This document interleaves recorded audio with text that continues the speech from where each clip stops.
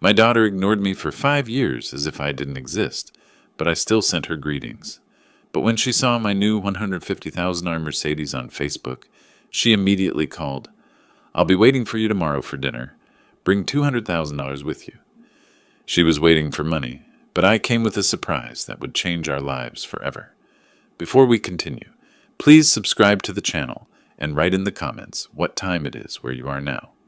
The morning had settled into its usual rhythm. I sat in my home office, laptop screen glowing with investment portfolios. Modest gains, steady returns, nothing exciting. Outside my Philadelphia row house, the August heat was already building. I'd finished my coffee, answered a few emails, and was considering whether to water the small garden out back when my phone rang. Unknown number. I stared at it for 3 rings, thumb hovering over the decline button. Spam calls came daily now, but something made me answer. Hello? This is Cora. The voice arrived like a winter draft, formal, flat, carrying no warmth whatsoever. I'm having dinner tomorrow evening at 6. You should come. My chest tightened. 5 years. 5 years of silence, of birthday cards returned to sender, of text messages that never earned even a single word reply. And now this. My daughter's voice in my ear again, as if no time had passed, as if she hadn't cut me out of her life completely. Cora, I managed to keep my voice steady, though my hand gripped the phone harder. It's good to hear from you. I didn't expect... Tomorrow at 6. She cut through my words like scissors through paper. My address hasn't changed. Bring $200,000 with you. The number hit me like a physical blow. I sat up straighter, the portfolio spreadsheet forgotten. 200... What? Cora, I don't understand. Why now? Why... It's not complicated. Her tone suggested I was being deliberately obtuse. Tomorrow, 6 o'clock. Don't be late. The line went dead. I sat there, phone still pressed against my ear, listening to silence. Slowly, I lowered it to the desk. My hand was trembling. Not from my 67 years, but from the sheer audacity of what had just occurred. $200,000. Demanded as casually as someone might request I bring a bottle of wine. I stood, legs unsteady, and walked to the kitchen. My coffee sat where I'd left it, now cold. I poured it anyway, held the mug with both hands, and moved to the window overlooking my backyard. The small patch of grass needed mowing. The tomato plants I'd started in spring were heavy with fruit. Normal things. Mundane things. Things that made sense. Nothing about that phone call made sense. 5 years ago, everything had fractured. I'd sold my construction company, 43 years building it from nothing into something solid and respectable. The sale price was substantial. I'd been generous, I thought, given Cora and Stuart $300,000 outright, no strings attached, helped them buy their house, start their life together. It hadn't been enough. The memory surfaced unbidden. Stuart standing in my living room, arms crossed over his chest, that smug expression twisting his features. You sold the company for over $2 million and gave us scraps, he'd said, his voice dripping with contempt. We deserved half of that, at least. And Cora, my daughter, standing beside him, not defending me, not acknowledging the gift, the generosity, the years I'd spent building something to pass on. Instead, she'd looked at me with cold calculation and said, maybe if you'd been fair to your family, we wouldn't have to do this. Do this. As if I were the transgressor, as if expecting gratitude for a $300,000 gift made me some kind of villain. I'd tried to explain. The company sale included debts, obligations, retirement funds for employees who'd worked for me for decades. The $2 million wasn't $2 million in my pocket. But Stuart had talked over me, his voice rising, accusing me of hiding money, of cheating them, of loving my employees more than my own blood. Cora had said nothing more. Just watched me with those expressionless eyes, while her husband dismantled our relationship sentence by sentence. I'd asked them to leave. They'd left. That was 5 years ago. Since then, silence. I'd sent birthday cards, holiday messages, texts asking if we could talk, if we could find some middle ground. Nothing. Each message a small humiliation, a reminder that my daughter had chosen money over me, and now this. I set down the coffee mug and moved to the living room bookshelf. The photo album was where it always lived. spine worn from years of handling. I opened it carefully. Cora at 5, gap-toothed and laughing, riding on my shoulders at the park. Cora at 18, cap and gown, diploma held high, her smile so wide and genuine. Cora at 29, wedding day, white dress flowing, looking at Stuart with such hope. When had that hope curdled into this cold transaction? I pulled out my phone again, opened the message thread with her name. 5 years of one-sided conversation stared back at me. Happy birthday, sweetheart. Hope you're doing well. Merry Christmas. Would love to hear from you. Thinking of you today. Miss you. Each one a monument to rejection, a testament to silence. I placed the phone face down on the coffee table. My hands wanted to shake, but I wouldn't allow it. I picked up the cold coffee and drank it anyway, using the bitter taste to center myself, to push through the storm of emotions threatening to overwhelm my composure. I needed to think. I needed to understand. What had changed? What triggered this sudden contact after 5 years of nothing? Why exactly 200,000? Why tomorrow? The morning sun climbed higher outside my window. I sat in my chair, the photo album still open on my lap, and forced myself to breathe slowly, to think clearly, to not react, but to analyze. Finally, I reached for my laptop, opened Facebook, something I rarely bothered with anymore. Logged in to check something that was nagging at the back of my mind. My profile loaded. There, at the top of my feed, was the post from yesterday. The photo I'd taken in a moment of simple pride. My new Mercedes S-Class, silver and gleaming in my driveway. The caption, treating myself after some successful investments. Life is good. I stared at the screen, at the view count, at the list of who had seen it. And there, among the names, Cora Fields. My breath stopped. The timestamp showed she'd viewed it multiple times. Yesterday evening, 6 p.m., 7:15, 9:43. 3 separate visits to look at my car, my caption, my small moment of satisfaction.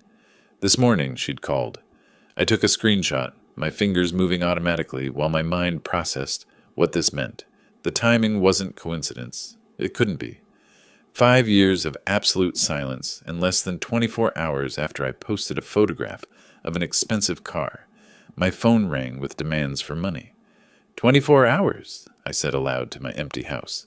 That's all it took. One picture of a car, and suddenly, I'm worth calling after 5 years. The Mercedes had cost me $150,000. A splurge, yes, but I'd earned it. Decades of careful investing, of living modestly while building wealth, slowly and deliberately. The car was beautiful, comfortable, a small reward for patience and discipline. Cora had seen it and calculated. Calculated that if I could afford that car, I must have liquid assets. Calculated that I was weak enough, lonely enough, desperate enough for her contact that I'd comply with any demand. Calculated that she could snap her fingers and I'd come running with my checkbook open. The realization cut deeper than the original phone call. This wasn't a change of heart. This wasn't regret or reconciliation or even basic human decency. This was predatory. She'd seen an opportunity and moved on it with the precision of someone circling wounded prey. I closed Facebook and opened a new browser tab, typed Pennsylvania Estate Law Inheritance Rights, then Irrevocable Trust Structures, then Disinheritance Legal Requirements, Pennsylvania. My construction business had taught me many things. One of them was to do thorough groundwork before any major project. Another was that professionals existed for a reason. You didn't wire your own electrical systems or plumb your own buildings. You hired experts who knew the codes, the regulations, the pitfalls. I needed an expert now. My desk drawer held business cards accumulated over years of contracts and collaborations. I flipped through them until I found what I wanted. Margaret Chen, attorney at law. Chen Law Associates. I'd used her for business contracts, for the company's sale paperwork, for a few property disputes over the years. She was sharp, discreet, and didn't waste time on pleasantries when work needed doing. I studied the card, rehearsing in my mind what I'd say. The estrangement, the sudden contact after 5 years, the demand for money, my suspicion about her motives, and my desire, no, my need, to protect what I'd built, to send a message about respect, about family, about consequences. If she thinks I'll just hand over money because she snapped her fingers, I muttered, pulling my phone closer. She learned nothing. Nothing from what happened 5 years ago. I dialed the office number. 2 rings. Chen Law Associates. How may I help you?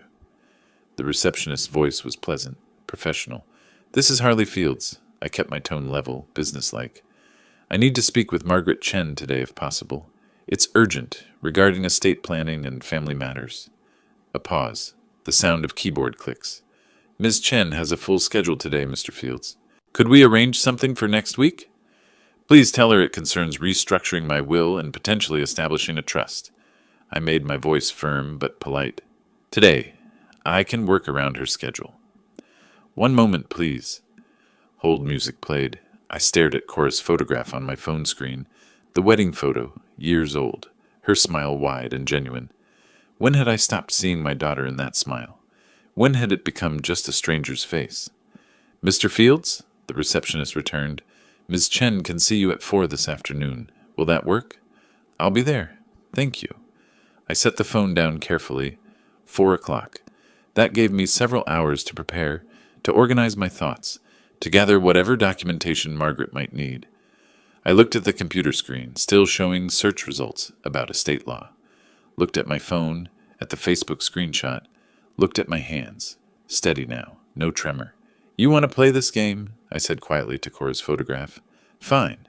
But this time, we play by my rules. The hurt was still there. That deep old wound of parental rejection, of being valued only for what I could provide financially. But something else was growing alongside it now, something cold and calculated and precise. I wasn't going to be a victim this time. I wasn't going to let her use my love for her as a weapon against me. I'd spent 5 years hoping for reconciliation, sending messages into the void, keeping the door open for her return. She'd kicked that door shut, locked it, and now she wanted to pick the lock only when she saw something inside worth stealing. Not anymore. I glanced at the clock. Nearly noon. The appointment was at 4. I had time to think this through properly, to approach it the way I'd approached every major decision in my business career, with preparation, with professional advice, with a clear understanding of goals and consequences. I closed the laptop with a sense of purpose, stood up, moved toward the bedroom. There were documents I needed to locate, the original will, financial statements, records of the gift I'd given Cora and Stuart 5 years ago. Margaret would want to see everything, understand the full picture before advising me. But more than that, I needed to prepare myself mentally. This wasn't about revenge in the petty sense. This was about teaching a lesson that should have been learned long ago. About demonstrating that respect couldn't be demanded with threats, that family was more than a resource to be exploited. About showing my daughter that actions had consequences. I had several hours before the appointment. Several hours to gather what I needed, to think through what I wanted to achieve, to transform from the shocked father who'd answered the phone this morning into someone who could make difficult decisions with clarity and conviction. The man who'd built a construction company from nothing understood foundations, understood that you didn't build something lasting on soft ground, understood that sometimes you had to tear down a crumbling structure before you could rebuild correctly. Today, I would start laying a new foundation. The drive through Philadelphia traffic gave me time to think. I'd spent the intervening hours gathering documents, financial statements, property deeds, investment portfolios, everything Margaret would need to understand the full scope of what I was protecting, what I was taking away. The office building was modern glass and steel, professional without being pretentious. I'd been here before, years ago, when Margaret handled contracts for the construction company. The parking garage smelled of concrete and exhaust. I took the elevator to the 4th floor, carrying a leather folder, thick with evidence. The reception area hadn't changed. Muted gray carpet, framed diplomas on cream walls, the quiet hum of filtered air and distant keyboards. The receptionist looked up and smiled with recognition. Mr. Fields, Ms. Chen is expecting you. Margaret emerged from her office before I could sit. Mid-50s, sharp-eyed, her handshake firm and brief. She noticed something different in me immediately. I could see it in how her gaze lingered a moment longer than necessary. Harley, come in. Her conference room overlooked the city, afternoon light slanting through vertical blinds. I sat across from her at the polished table and opened my folder, laying out evidence methodically. The Facebook post, screenshots with timestamps. Cora's viewing history, 3 separate visits to stare at my car. A timeline I'd written documenting 5 years of ignored birthday cards, unanswered messages, complete silence. She hasn't spoken to me in 5 years, I said, my voice level. Not a word. Yesterday I posted a photo of my new car, and this morning she called demanding $200,000. That tells me everything I need to know about why she reached out. Margaret took notes on a legal pad, her pen moving steadily. Tell me about the estrangement, I explained. The company sale, the $300,000 I'd given them, Stuart's accusations, his contempt, his insistence I'd cheated them, Cora standing beside him, saying nothing in my defense, choosing his narrative over our relationship. Since then, nothing, I continued. I tried. I sent cards, messages. I kept the door open. I tapped the timeline. Every attempt documented here, every rejection. Margaret studied the papers without speaking for a long moment. When she looked up, her expression remained professionally neutral, but something in her eyes suggested recognition. She'd seen this pattern before in her estate planning practice. What do you want to do, Mr. Fields? I want to create a new will. The words came easier than I had expected. I want to disinherit Cora completely. Everything I have, approximately $1.8 million in assets, goes to the Construction Industry Veterans Support Fund instead. Margaret set down her pen. Mr. Fields, I need to ask this clearly.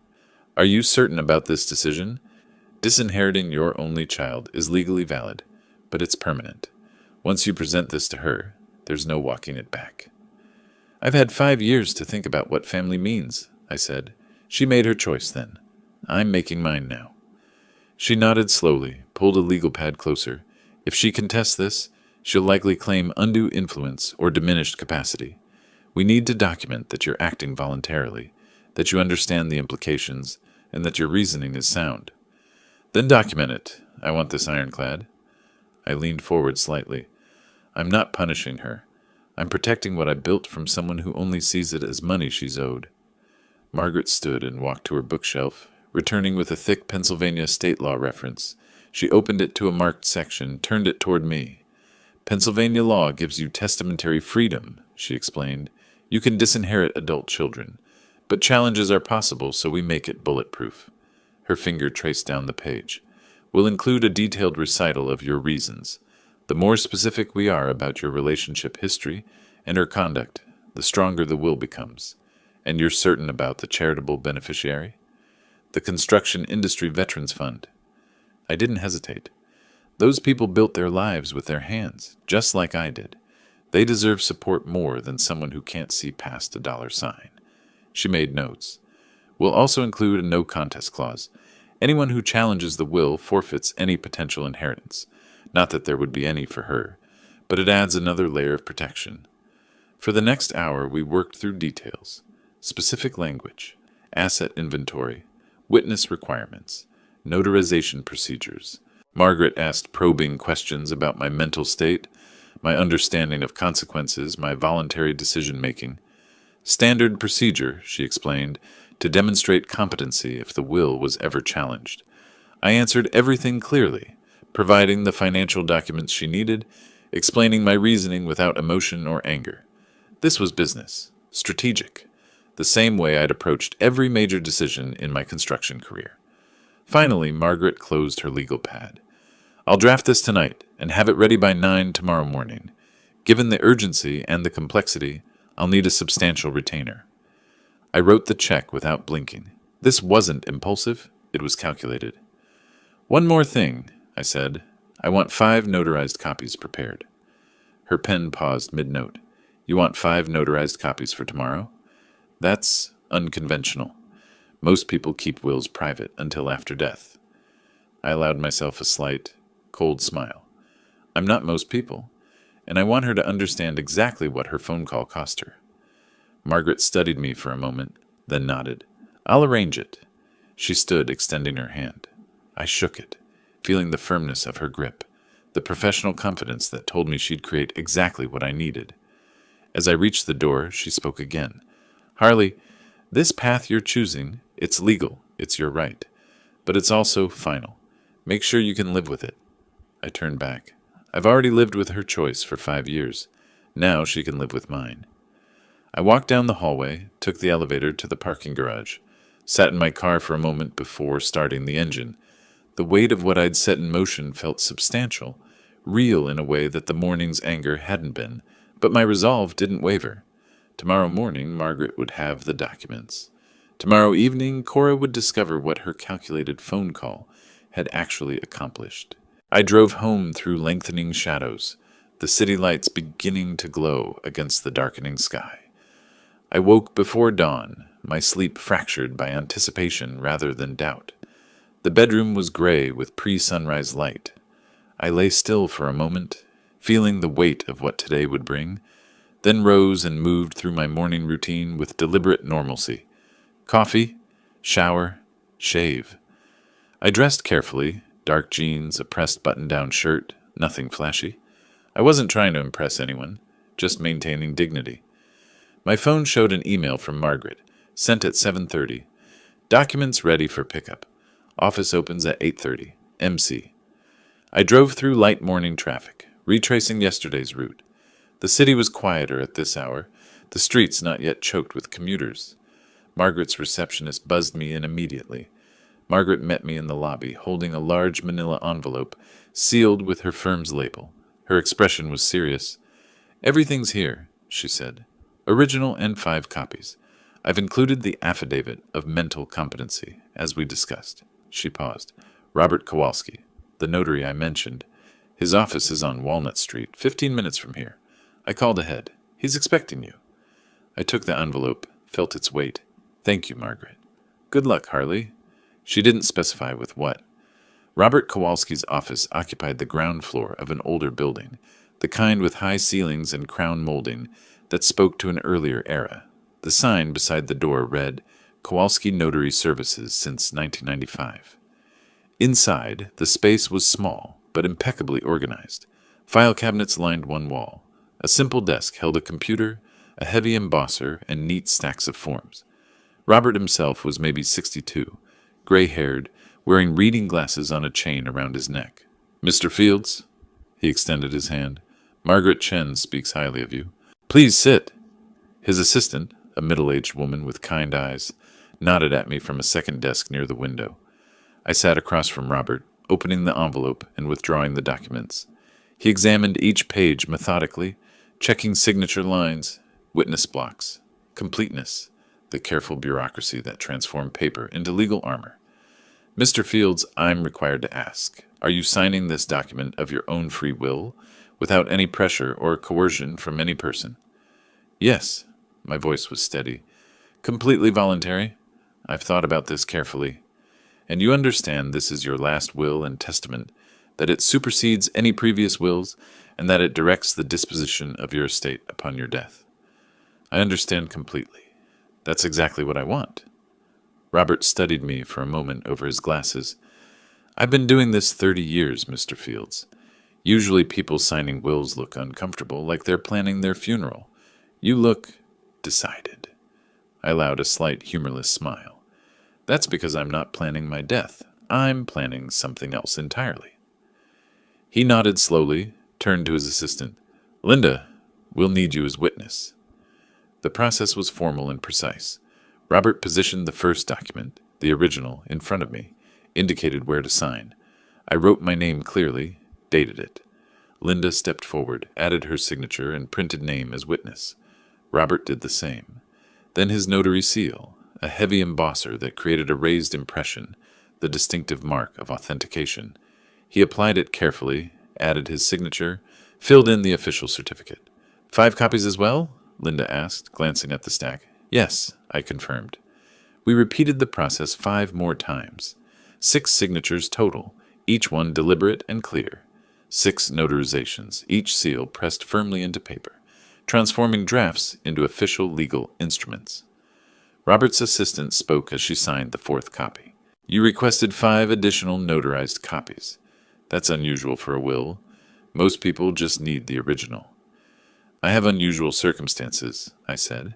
"I need to make sure certain people understand exactly where things stand." When we finished, Robert stacked the documents neatly, slid them back into the envelope. I paid his fee in cash, I'd come prepared, and received a receipt. "These are now official legal instruments, Mr. Fields," Robert said. "Keep them secure." "I will." I left his office carrying the envelope, drove 3 blocks, then pulled into an empty parking space, sat for a moment with the engine running, opened the envelope, withdrew the top document. My signature, the notary seal, raised and official. The date, today. The words, "I hereby disinherit my daughter, Cora Elizabeth Fields, for reasons fully detailed herein." 5 years, I said aloud to my empty car. It took her 5 years to call, and 24 hours to lose everything she thought she'd inherit.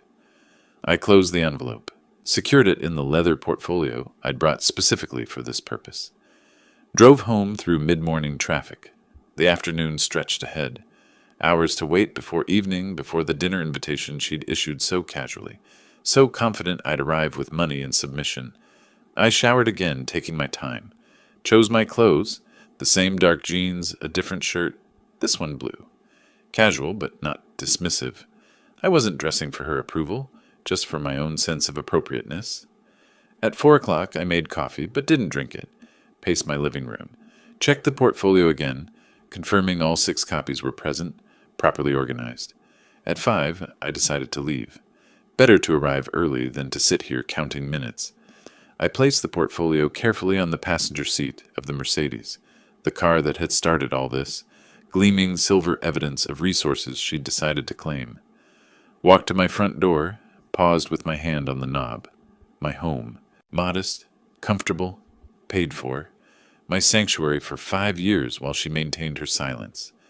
I looked back at the living room, the bookshelf with its photo albums, the quiet order I'd built. Then I walked out, locked the door behind me, and got in my car. The drive to the suburbs took 40 minutes. Traffic was lighter heading out of the city. I navigated familiar roads, though I hadn't driven them in years. Her address hadn't changed, she'd said. I'd never been to this house, purchased after our estrangement, but I'd looked it up online, knew what to expect. The sun was lowering, painting everything in amber light. I drove with the portfolio beside me, carrying 6 copies of her inheritance, all of them zeros. The neighborhood announced itself in manicured lawns and fresh paint, upper-middle-class suburban confidence, houses that whispered success without shouting it. Cora and Stuart's home was a 2-story colonial with professional landscaping, the kind of presentation that mattered to people who cared about appearances. I sat in my car for a long moment, hands on the steering wheel, the portfolio beside me on the passenger seat. Through the front window, I could see movement. They were watching for me. I picked up the portfolio and walked to their door. Measured steps. No hesitation. The door opened before I could knock. "Dad!" Cora's voice was too bright, her smile stretched too wide. "I'm so glad you came." She hugged me briefly, a performance of warmth where no warmth existed. Stuart appeared behind her, extending his hand with practiced congeniality. "Harley, good to see you." Come in, come in." The contrast was staggering. 5 years of silence, and now they greeted me like we'd had lunch last week. Their dining room was elaborately staged. Candles flickered on a table set with wine glasses and cloth napkins. The food, clearly from an expensive restaurant, still in its takeout containers being transferred to serving dishes, smelled rich and carefully chosen. "We thought we'd make this special," Cora said, gesturing to a chair. "Families should celebrate being together again." I sat, placing the portfolio beside my chair. Stuart's eyes flicked to it, then away. Cora poured wine with trembling hands. Nerves, not emotion. The meal proceeded with stilted conversation. Cora asked about my health, my house, my investments, questions designed to inventory my resources without appearing mercenary. Stuart discussed market trends and business opportunities, establishing his expertise. I ate little, watched everything. They exchanged glances when they thought I wasn't looking. Silent communication, rehearsed coordination. After the main course, Stuart leaned back with calculated casualness. "Harley, I wanted to run something by you. There's an incredible investment opportunity that's come across my desk." His voice shifted into salesman mode, smooth and confident. Residential development in a growing market. The returns are projected at 18 to 22% annually. Really solid fundamentals. We need to move fast, though, he continued. The window closes this week. Early investors get the premium positions. Cora added her piece right on cue. Dad, Stuart's been working so hard on this. We finally have a chance to really build something. Her voice carried practiced emotion. I know you understand what it means to build a future. You did it with your company. I leaned back in my chair, arms crossed, letting them finish. Stuart laid out more details. Deliberately vague specifics, wrapped in financial jargon, meant to sound legitimate while saying nothing concrete. Cora nodded along, playing the supportive wife, the dutiful daughter who just wanted her father's help. When they finally paused, waiting for my response, I spoke quietly. I do understand building a future. I spent 43 years building mine. I met Stuart's eyes, then Cora's. I also understand what happens when people only see you as a means to an end. I reached down to the portfolio, opened it with deliberate slowness, withdrew 2 copies of the will, slid them across the table like dealing cards, one to Cora, one to Stuart. The documents landed between the candles and wine glasses with devastating finality. Stuart picked his up first. I watched his face transition. Confusion, comprehension, fury. He stood abruptly, his chair scraping loudly against the floor. What is this? His voice rose. A will? You brought your will to dinner? Cora read slower, her performance crumbling as understanding set in. Tears started before she finished the first page, but I'd seen enough angry tears in my life to recognize them. She wasn't heartbroken. She was furious at being denied. You asked for $200,000 after 5 years of not speaking to me, I said, my voice calm and factual. I thought you should know where you stand. You're not in this document. Neither of you. Everything goes to the Construction Industry Veterans Support Fund. How can you do this? Cora's voice shook with rage, disguised as grief. I'm your daughter, your only child. You were my daughter. I kept my tone steady, controlled. Then you chose to become a stranger who only calls when she wants money. This is what that choice costs. Stuart slammed the document on the table. You can't do this. We'll fight this. You're not in your right mind. We'll prove it. I stood, preparing to leave. I'm perfectly sound. Ask the notary, the attorney, the witnesses. This document is legal, filed, and final. I looked at both of them, seeing their calculation exposed, their masks discarded. You wanted to know my value in dollars. Now you know. To you, I was worth a phone call. To me, my legacy is worth more than that. I walked toward the door. Behind me, Cora's voice turned desperate. You'll regret this. Don't walk out that door. I paused at the threshold, but didn't turn back. I've spent 5 years with regrets. Tonight, I finally have clarity instead. I stepped into the cool evening air. Behind me, the shouting began, but now they were arguing with each other, not me. Accusations flying about whose idea this was, whose plan had failed. I got into my Mercedes, started the engine. As I pulled away from the curb, I glanced in the rearview mirror. The front door stood open, Stuart silhouetted in the light, phone already pressed to his ear. I drove into the darkening evening knowing this wasn't ending. This was just beginning. My phone woke me before dawn, buzzing insistently, vibrating against the nightstand in the gray pre-sunrise light. I lay still for a moment, awareness settling in slowly. The phone kept buzzing. I picked it up. The lock screen was filled with notifications. 6 missed calls from Cora. 3 from Stuart, several from numbers I didn't recognize. Text message previews scrolled down the screen. Too many to count. The war had begun while I slept. I set the phone down and went to make coffee. Showered, dressed. Established normalcy before engaging with the attack. I'd expected this. They were panicking, and panicked people made mistakes. At my kitchen table with my laptop, I began documenting. Took screenshots of everything before opening a single message. Created a folder labeled Evidence. Then methodically, I started reading. Cora's early texts alternated between tearful apologies and furious accusations. Dad, please call me. I'm sorry we argued. Can we talk about this calmly? You're my only family. 6 hours later. You're being incredibly selfish. After everything I've been through, you do this to me? Call me back immediately. Stuart's messages were purely strategic. An email with subject line legal action appeared mid-morning. Mr. Fields, your actions yesterday demonstrate either malicious intent or diminished mental capacity. We will be consulting with an attorney about challenging your recent will on grounds of undue influence and incompetence. This can be resolved, or it can become very expensive for your estate. Your choice. I copied each message into a document, noted date, time, sender, categorized them: threat, manipulation, guilt trip, legal intimidation. The construction business had taught me that documentation protected you when people turned hostile. The voicemails were worse. Cora sobbing about family. Stuart's cold recitation of legal options. Cora again, how can you do this to your own daughter? I made mistakes, but 5 years? You're going to punish me forever? That money is my inheritance, from my family. I saved every recording to my computer, created a spreadsheet tracking every contact attempt, date, time, method, sender, message type, content summary. The second day brought more of the same. The third morning brought Cora herself. I was at my kitchen window with coffee when her car pulled aggressively into my driveway. She got out, slammed the door, and stood on my front lawn. "Harley!" she shouted. "I know you're in there. You can't hide from this." I moved to my front window where I could observe while staying uninvolved, pulled out my phone and started recording video. Pennsylvania law allowed recording on your own property for security purposes. I was building a case if I needed one.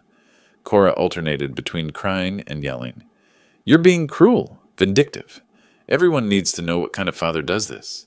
Neighbors were noticing. Curtains moved in nearby windows. Then Danny Morrison emerged from his house 2 doors down. Early 70s retired police officer, steady as bedrock. He walked toward Cora with the measured confidence of someone who'd spent decades handling public disturbances. "Miss, I'm going to ask you to leave." His voice was calm but carried authority. "This is disturbing the peace. Mr. Fields is within his rights to not engage with you. If you don't leave voluntarily, I'll need to make a phone call." He tapped his phone meaningfully. Cora turned on him. "You don't understand what he's doing. I understand you're on someone else's property. Shouting." Danny's tone didn't change. "That's enough. Time to go." She got back in her car, but not before a final shout toward my window. "This isn't over. He'll regret this. We'll see what a judge thinks." She drove away, tires squealing slightly. Danny waited until she was gone, then walked to my door. I opened it before he knocked. "You all right, Harley?" His weathered face showed concern. "That was quite a show. Want me to file a report?" "I'm fine, Danny. I've documented everything." I gestured to my phone. "If they escalate further, I might need you as a witness, if you're willing." 30 years on the force. I know how family disputes get ugly." He nodded slowly. "You've got my number. That video you took? Keep that safe. Might need it." After he left, I saved the video file to my evidence folder, made a note about Danny's availability as a witness, sent him a brief thank you text, establishing written record of the incident. That evening I composed an email to Margaret Chen. Subject line: Anticipated legal challenge. I attached everything: message screenshots, voicemail transcripts, the video of Cora's scene, my timeline spreadsheet, staying 1 step ahead. I closed my laptop as evening settled in. For the first time in 3 days, my phone was quiet. No calls, no texts. The silence felt ominous rather than peaceful. Then a notification appeared. One new email from an unknown sender. Subject line: R.E. Fields Estate Matter. Legal representation. I stared at it, thumb hovering over the screen. This was their formal response. The harassment phase was over. The legal war was beginning. 2 days of quiet had passed. I sat in my home office reviewing investment statements, trying to maintain some semblance of routine. When my phone rang and Margaret's name appeared, I knew immediately. "Harley, I received formal notice this morning." Her voice was serious but measured. "Stuart retained Nathan Berkowitz. He's aggressive but predictable. They're filing to contest the will on grounds of diminished capacity and emotional duress. We need to move fast." I felt relief more than anxiety. The ambiguity was over. The fight was now formal, with rules and procedures. "I expected this," I said. "What do we need to do?" "Medical evaluation, psychological assessment, anything that proves you were and are of sound mind. The stronger the documentation, the faster we can shut this down. Can you see your doctor today?" I'll make it happen. What else? I'll prepare our defensive package. But Harley, they'll argue the timing proves this was rash, emotionally driven. We need to show deliberation, careful thought, professional consultation. I called Dr. Stevens' office the moment we hung up, explained the situation briefly. His nurse found an opening that afternoon. The examination was comprehensive. Cognitive function tests, memory, reasoning, processing speed, blood work to rule out medical issues affecting judgment. Dr. Stevens was thorough, methodical, checking everything. Harley, your cognitive function is excellent, he said, reviewing the results. Memory, reasoning, judgment, all within normal range for your age, actually better than average. Blood pressure's good, no signs of neurological issues. You're healthier than most 67-year-olds I see. I need that in writing, Doc, detailed. Someone's trying to claim I'm not competent to make my own decisions. He looked up, understanding immediately. Family dispute over money? Something like that. I'll have a comprehensive report ready by tomorrow. 15 years I've treated you, Harley. You're one of the most clear-headed patients I have. The next day brought the psychological evaluation. Dr. Patricia Huang's office was quiet, professional. She specialized in elder competency assessments, Margaret had said. 2 hours of testing, mental status examination, decision-making scenarios, emotional state evaluation. Walk me through how you made the decision to change your will, she said, pen poised over her notepad. What was your thought process? I laid it out clearly, organized. My daughter didn't contact me for 5 years. Then she called demanding $200,000 the day after seeing a photo of my car online. That showed me she only valued me as a source of money. I consulted my attorney, considered my options for 24 hours, and decided my assets would do more good supporting veterans than enabling someone who sees relationships as transactions. That's a very coherent, logical progression, she made notes. Do you feel you were pressured into this decision by anyone? The opposite. I was pressured to give money. I chose not to. She asked more questions, probing for signs of coercion, depression, impaired judgment. Found none? By the end, she seemed satisfied. Mr. Fields, you demonstrate full mental capacity and sound decision-making. I'll provide a detailed report confirming that. Margaret reviewed both reports in her office, satisfaction visible on her face. This is solid. 2 independent medical professionals, both stating you're fully competent, combined with the timeline showing deliberation, the consultation with me, the notary process. Their case is weak, but expect them to fight dirty. They already are, I said. The gossip campaign started 2 days ago. Her eyes sharpened. What gossip? I explained. Tom Chen, a former business associate, had called yesterday. Ran into Stewart at a restaurant. Stewart seemed genuinely worried, Tom said. Mentioned I was having difficulties, memory problems, emotional issues. Document everything, Margaret said firmly. If it crosses into defamation, that's another tool we can use. I spent that evening making calls, not defending myself emotionally, just sharing facts. When Tom expressed concern, I was direct. Tom, I appreciate it. I've just completed full medical and psychological evaluations. I'm happy to send you copies if you want to see for yourself. Stewart is trying to contest my will because he didn't like what's in it. The doctor visits are part of protecting my right to make my own choices. Silence. Then, I appreciate your honesty, Harley. Stewart made it sound different. I imagine he did. By evening, I'd reached 4 people who'd heard versions of Stewart's story. Each conversation was similar, calm facts countering emotional manipulation. I documented every call, saved every voicemail Stewart and Cora had left, built the evidence file larger.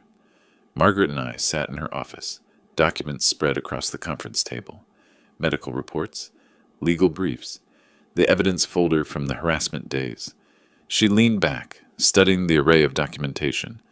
We're well defended now, she said, but they'll keep pushing. What's your next move? I was quiet for a moment, thinking. Then I said something that made her look up sharply. What if I remove what they're fighting over? Not from the will. Make it disappear before I'm even gone. Margaret leaned forward, interested. Explain. If they're contesting my will, they're fighting over my estate after I die. But what if significant portions of my estate aren't there anymore? What if I transfer assets now during my lifetime to the charity? Her expression shifted to calculation. An irrevocable trust. Exactly. She paused, considering. That's aggressive. Once you do that, those assets are gone. You can't change your mind. I won't change my mind. She pulled her laptop closer. Let me draft something. Come back in 2 days. We'll make this happen. I spent those 2 days reviewing my finances. Account statements, investment portfolios, property valuations, calculated what I could afford to transfer while maintaining comfortable retirement. The number settled at $500,000, significant enough to matter, not so much I'd compromise my security. When I arrived at Margaret's office, coffee was already waiting. She'd prepared too. An irrevocable charitable trust removes assets from your estate immediately, she explained, pulling up documents on her laptop. They're gone. Not in your will, not contestable. Cora and Stuart can fight over the will all they want, but they can't touch what's already transferred. What about my living expenses? I asked. I don't want to put myself in a position where I need their help. You'll retain approximately $1.3 million in assets. Your house, your car, remaining investments. More than enough for comfortable retirement. The $500,000 represents about 27% of your total estate. Significant enough to matter, not so much you're compromising your security. I studied the trust documents she'd prepared, pages of legal language, but the core was clear. Irrevocable transfer to the Construction Industry Veterans Support Fund. Once signed, permanent. And once I sign this, it's permanent? I needed to hear it clearly. No one can challenge it, claim I was incompetent, force it back into the estate? Margaret's response was firm, confident. Irrevocable means irrevocable. We have your medical evaluations, witness testimony, documentation of your deliberative process. This trust is as bulletproof as we can make any legal document. I looked at the papers, thinking about what this meant. $500,000 gone from any future fight, transformed from contested inheritance into immediate charitable benefit. Then let's do it, I said. They want to fight over my money? Let's give them less to fight over. The signing process was meticulous. Same witnesses as the will, same careful notarization. Margaret walked me through each section. Grantor provisions, beneficiary designations, irrevocability clauses. I paused before each signature, rereading the critical passages, making it clear, documented, that I understood exactly what I was doing. When the signatures were complete, I pulled out my phone. Mark? My investment broker answered on the second ring. I need to execute a transfer. $500,000 in securities from my primary investment account to a new trust account. Margaret Chen will provide the account details. That's a significant transfer, Mr. Fields. His voice carried surprise. This is for a charitable trust? That's right. The Construction Industry Veterans Support Fund. People who built things deserve support. I'll process it today. You'll have confirmation by close of business. Margaret watched me pocket my phone. You mentioned wanting to make a public statement. I'd advise caution. Anything you say can be used in litigation. I understand. But right now, Stuart and Cora are controlling the narrative. People are hearing that I'm incompetent or cruel. I want my version out there. Not emotional, not attacking, just clear about my right to make my own choices. Keep it brief, factual. Don't name them. Don't defend specific decisions. Just assert your autonomy and competence, and run it by me before you post. That evening I sat at my computer, composing carefully, wrote several drafts, removed anything that sounded bitter or vindictive, kept only the dignified core. Finally, I sent it to Margaret. How's this? Families are built on respect and love, not financial obligation. After much thought and consultation with legal and medical professionals, I've made decisions about my legacy that reflect my values. I hope everyone can respect that we all have the right to choose how our lives' work benefits the world. Her response came quickly. That's good? Dignified. Doesn't give them ammunition. The reference to legal and medical professionals subtly establishes your competence without being defensive. Post it. I clicked publish and watched. Within minutes, comments began appearing. Danny Morrison. Well said, Harley. A man's entitled to his decisions. Respect. A former construction colleague. Harley, you built one of the most solid companies in Philadelphia with integrity. Whatever you decide about your legacy will have that same integrity. Don't let anyone tell you different. More comments accumulated. Support from people I'd worked with, done business with, lived near for years. The narrative was shifting. I wasn't the confused old man Stuart described. I was someone making clear, autonomous choices. I read through the responses, feeling validation I hadn't experienced in years. My community saw me clearly. Then a new notification, a private message request from an unknown name. I clicked it open. The message was brief, urgent. You should know what they're planning. Can we talk? This has gone too far. The profile showed a woman's name I didn't recognize. No mutual friends, no profile picture beyond a generic avatar. I stared at the message, finger hovering over the reply button. Was this genuine concern or another manipulation tactic? Stuart and Cora trying a different angle. The cursor blinked in the reply field, waiting for my decision. 3 days passed. I'd ignored the mysterious Facebook message, likely another manipulation attempt, I decided. Then my phone rang. Cora's name appeared on the screen. Dad? Her voice was subdued, nothing like the angry demands of previous calls. I know you probably don't want to hear from me, but Stuart and I have been doing a lot of thinking. We handled everything wrong. Could we meet? Just to talk? Not about money, about us. I felt immediate skepticism. After everything, this sudden shift felt calculated. Where? I asked. Anywhere you want. Your choice. There's a coffee shop on Market Street, Thursday afternoon, 2:00. We'll be there. Thank you, Dad. Really? I spent the next 2 days preparing, checked that my phone's voice recorder worked properly. Pennsylvania was a one-party consent state.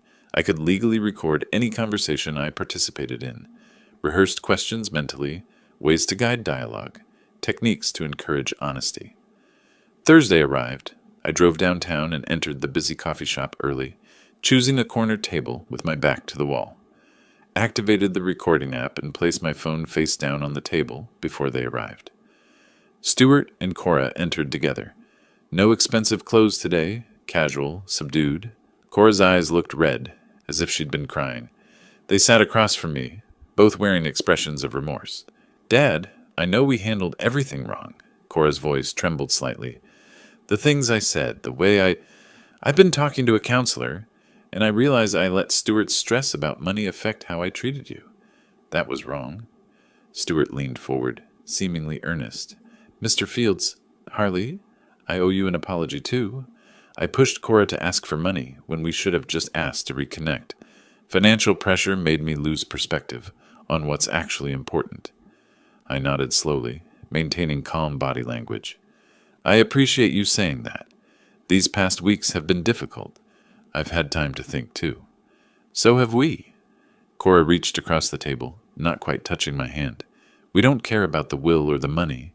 We just want you back in our lives. That's what matters. I let silence hang for a moment, and then spoke carefully. I've been reconsidering some of my decisions, wondering if I acted too hastily, too emotionally. There might be room for adjustments. Stuart's eyes sharpened. Adjustments? Like to the will? Or the trust? So they knew about the trust. They'd been investigating. I'm just thinking out loud, I said. Nothing set in stone. Cora leaned forward, eagerness breaking through her subdued demeanor. Dad, if you did reconsider, we wouldn't need much. Maybe just enough to cover our mortgage, get us stable. 200,000 would change everything for us. Stuart added quickly, we have some debts that are causing stress. If you could help with those, maybe set up something regular, even just 5,000 monthly, we could focus on rebuilding our relationship without financial pressure hanging over us. I pulled out a notepad, wrote down the figure, tapped my pen thoughtfully. You're saying money stress is preventing you from being fully present in a relationship. Exactly. Stuart didn't hear the trap in my question. Once we know we're financially secure, we can really invest in family time. Maybe Sunday dinners, holidays together. We'd make it work. Cora laughed, nervous, revealing, I'd even tolerate Stuart's parents at Thanksgiving if it meant having you there too. Then more seriously, we'd make whatever effort needed. That's what family does, right? So if the financial piece was resolved, you'd be able to prioritize family. Absolutely. Cora nodded emphatically. That's really what this has all been about. Security. Once we have that, everything else falls into place. Stewart pressed forward. Could we maybe talk timelines? If you were willing to reconsider, how soon could changes be made? We have some payments due next month that are causing anxiety. I'd heard enough. 20 minutes of them discussing dollar amounts, payment schedules, what they'd tolerate for money. All of it recorded, clear, damning. I stood, gathering my notepad. I'll think about everything you've said. This conversation has been clarifying. Cora stood too, desperate edge in her voice. Dad, wait. When will we hear from you? Should we call tomorrow? I'll be in touch. I walked toward the door. Take care. I sat in my car for several minutes, immediately backing up the audio file to cloud storage, emailing a copy to myself. Then I drove home listening to portions of it, verifying quality. Every word was clear. That evening I sat at my computer with headphones on, listening again. Stewart's voice. Once we know we're financially secure, we can really invest in family time. Cora laughing about tolerating family obligations.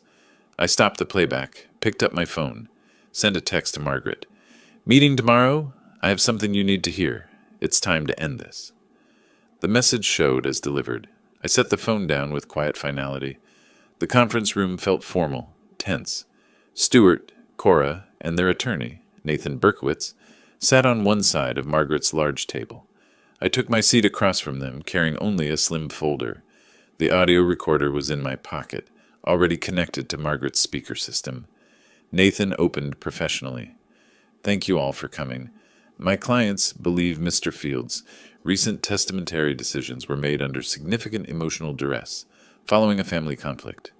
However, in the interest of avoiding prolonged litigation, they're prepared to settle if Mr. Fields will restore Ms. Fields as primary beneficiary, with a minimum inheritance of $1.2 million. Margaret responded with practiced calm. Let me address the diminished capacity claim first. She slid documents across the table. Medical reports, psychological evaluations, notarized statements. Dr. Stevens, Mr. Fields' physician of 15 years, conducted comprehensive cognitive evaluation. Perfect scores. Dr. Huang, a licensed clinical psychologist specializing in competency assessments, found him fully capable of reasoned decision-making. No signs of coercion, depression, or impaired judgment. Nathan attempted a counter-argument. The emotional context remains relevant. Making such a drastic decision immediately following a contentious phone call suggests... The timeline shows 24 hours of deliberation, Margaret interrupted smoothly. Consultation with legal counsel and methodical execution, hardly impulsive. Furthermore, she paused for effect. 3 days ago, Mr. Fields established an irrevocable charitable trust, transferring $500,000 in liquid assets. Those funds are no longer part of his estate. They cannot be contested, challenged, or recovered. Stewart's face went white. You did what? When? I spoke for the first time. After your attorney filed his challenge, I decided if you were going to fight over my estate, I'd make the estate smaller. Cora turned to Nathan, desperate. Can he do that? Can't we stop it? Nathan's professional mask showed cracks. An irrevocable trust, properly executed, is beyond challenge. The assets are gone. Margaret delivered the final blow. There's one more thing. She connected the audio device to her speaker system. Mr. Fields met with your clients 2 days ago. Pennsylvania is a one-party consent state for recording. I think you should hear this conversation. She pressed play. Stewart's recorded voice filled the room. Once we know we're financially secure, we can really invest in family time. Maybe Sunday dinners, holidays together. Cora's laugh. I'd even tolerate Stewart's parents at Thanksgiving. We'd make whatever effort needed. Stewart again. Could we talk timelines? If you were willing to reconsider, how soon could changes be made? I watched Nathan's face, saw recognition, understanding, the professional calculation that this case was lost. The recording ended. Nathan conferred quietly with Stewart and Cora.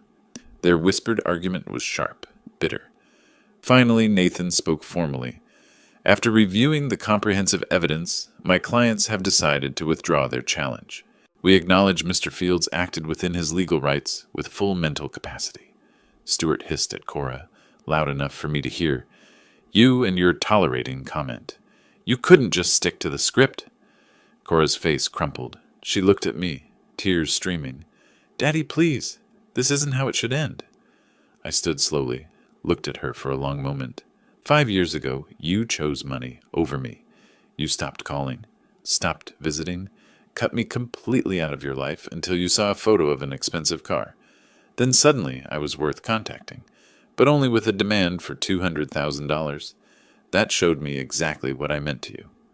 I paused, making sure she heard every word. Now you know what that choice costs. I turned toward the door. You'll both be fine. You have each other, jobs, health. You just don't have my money. Live with the choices you made. I walked out, didn't slam the door, just walked away. Behind me, Margaret's voice. Nathan, I'll send over formal withdrawal documents for your signatures. This matter is concluded. I drove home through afternoon traffic. The city looked different somehow, sharper, clearer. I'd spent 5 years hoping for reconciliation, keeping doors open, waiting for my daughter to remember I was more than a bank account. That wait was over. At home, I made coffee and sat in my living room. The photo album was still on the bookshelf. I didn't open it. Those memories belonged to a different relationship, a different daughter. The woman in that conference room wasn't someone I recognized anymore. My phone buzzed. Danny Morrison. Heard through the grapevine things got resolved. Hope you're doing okay. I texted back. I'm fine. Thanks for everything. Another message, this time from Margaret. Well done. You protected what matters. Call if you need anything. I set the phone down and looked around my house. Modest, comfortable, mine. The Mercedes was in the driveway. My investments were secure. $500,000 was already supporting veterans who'd built things with their hands, just like I had. Cora and Stuart would tell their version of this story, I knew. Paint me as cruel, vindictive, a father who chose money over family. But I had the recordings, the documentation, the evidence that showed who chose what. I'd spent 43 years building a construction company. Building required solid foundations, required knowing when structures were compromised beyond repair, required the wisdom to walk away from projects that would only collapse and take you down with them. This was simply another kind of construction, building boundaries, protecting what I'd created, ensuring my legacy went to people who valued effort and integrity. The sun was setting, painting my living room in amber light. I sat in my chair, coffee growing cold, and felt something I hadn't felt in 5 years. Peace, not happiness. There was sadness in this ending, genuine grief for the relationship that could have been, but peace. The clarity of knowing I'd done what needed doing, protected my autonomy, set consequences for behavior that demanded consequences. Tomorrow, I'd call the Veterans Fund, see how they planned to use the trust. Maybe visit some of the programs they ran. Connect with people who understood that building something meaningful required more than entitlement and calculation. Tonight, I just sat in the quiet of my home, free from manipulation, free from false hope, free from waiting for someone who only saw me as a resource to exploit. The legal war was over. I'd won. But more importantly, I'd protected what I'd spent a lifetime building, not just money, but dignity, autonomy, and the right to choose who benefited from my life's work. That was victory enough. If you like this story, please like this video, subscribe to the channel, and share your impressions of this story in the comments. To listen to the next story, click on the box on the left. Thank you for watching,